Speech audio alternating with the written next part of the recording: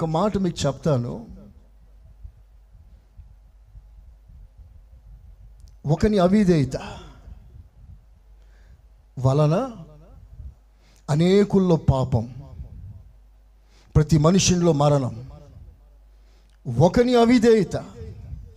అవిధేయత వలన పాపం, పాపం వలన మరణం.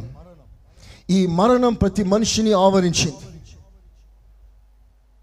మరణం 3 రకాలుగా ఉంటుంది: భౌతిక మరణం, ఆత్మీయ మరణం, రెండవ మరణం అనబడుచున్న నిత్య నరకం.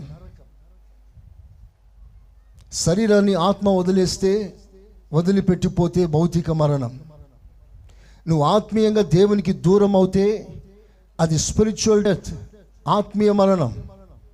మూడవదిగా నిత్య నరకమే, అది భయంకరమైన మరణం. అవిధేయత వలన మరణం, శాపం, పాపం సంక్రమిస్తే వాటి నుండి ఎలా విడుదల పొందాలంటే ఒకటే సూత్రం.